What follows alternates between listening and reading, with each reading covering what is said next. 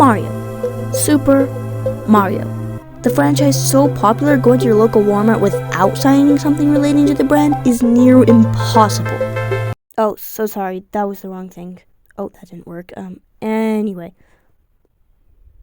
Of course I meant to circle this instead. Super Mario bazookas, Super Mario toilet lids, and maybe if you look hard enough, tear apart the whole store even, you could possibly find a plushie. Super Mario has managed to spread his name to almost every corner of the world, becoming a household name and an international sensation. But Super Mario is more than just a character who happens to appear in a few games. Super Mario has revolutionized the gaming industry more than any franchise has ever come close to achieving, racking in millions of sales with each game the Mustache Man appears in. The multi-billion-dollar franchise we see now and struggle to escape started at humble beginnings. Nintendo, the original founder and current owner of the Super Mario IP, man, why do I keep messing things up? Let me fix this real quick. There, perfect. That's not anyway, get back to it. Was established in the year 1889, a time when video games were non-existent. Even though Nintendo was now a company centered around video games, they didn't start that way. The company originally stayed relevant by manufacturing gambling cards referred to as Hanafuda.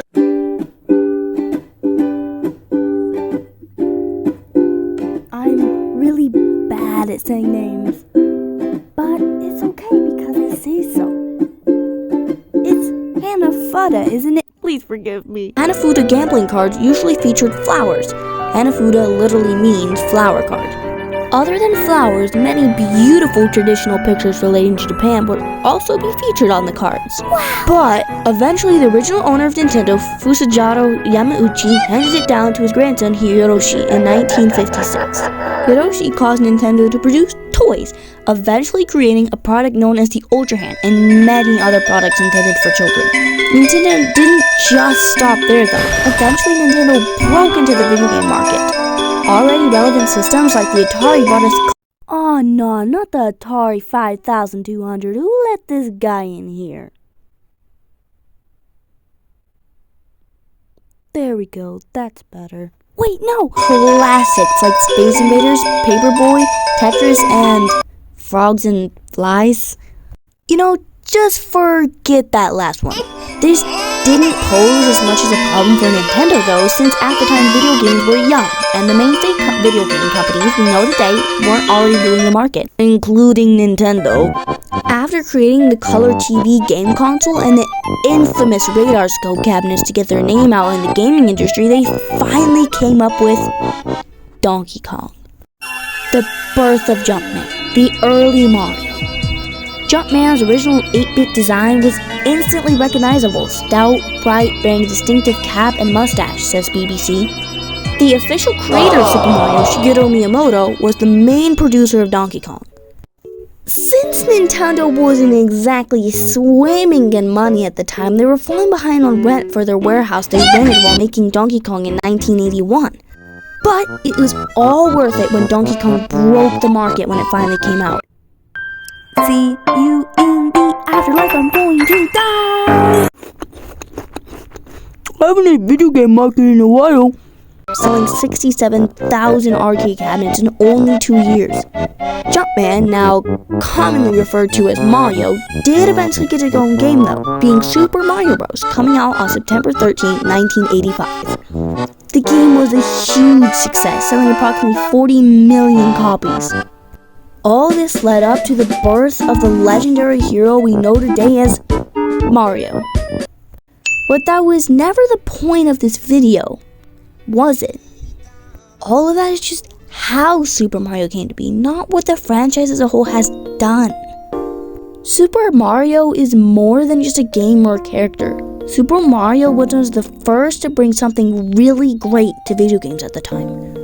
The joy of playing the original Super Mario Bros. Is something so many people could enjoy. The original Super Mario Bros. Was something groundbreaking at the time. The fluidity of the controls and the unique levels created a fantastic and exciting experience. Super Mario Bros. Wasn't perfect, but it was perfect for the time. It left an impact. It brought a shared, universal, international sense of joy. Super Mario Bros. Was the game that really started Mario's journey after Donkey Kong set the potential, but that doesn't mean that's just all there is. Mario has went through countless journeys. He's even gone through space in Super Mario Galaxy, teamed up with his own enemy, Bowser, in Super Mario RPG Legend of 7 Stars, and even been kidnapped himself in Mario is Missing. Each new game brings a new experience for the player to explore. Each new game brings new joy the one before hadn't. Each new game sends the player on their own adventure with Mario.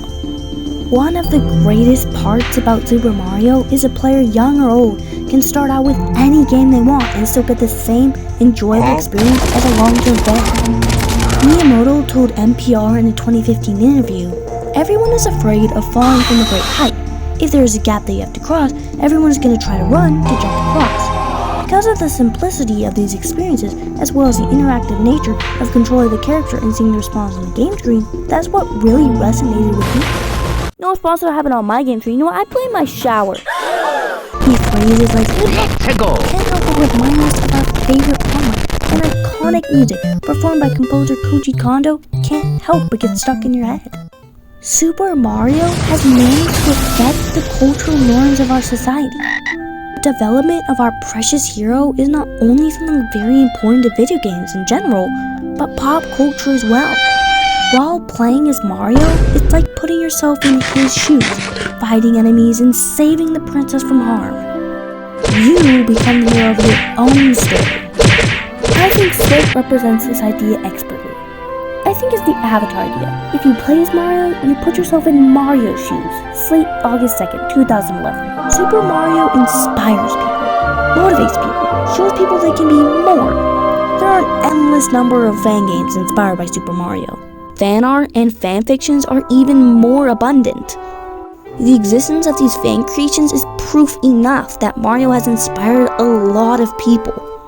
Mario is enough like an average guy to relate to, but enough like a hero to look up to. When you play the game, if you don't give up, Mario will succeed, Boulevard told Total Film. Super Mario has been embraced by people around the world, whether you live in Tokyo, London, New York, or Italy. Super Mario is something you can experience. That's a big part of what makes Super Mario really special. People all around the world can experience a game while someone else on the other side of the world is experiencing it with them, without them even realizing it. The whole world could connect through Super Mario, no matter where in the world you are. We all are connected, all the same. Super Mario has managed to connect so many different people with unique cultures and backgrounds in such a way that few other video games have ever come close to achieving. Even if you never meet said people, you're connected in the community together. Mario is a familiar friend in a crazy world. Super Mario is something we can all connect with. Though Mario may never be real, he connects us together. Super Mario connects us through shared experiences, passion for the game he stars in, and the same sentiment. Joy.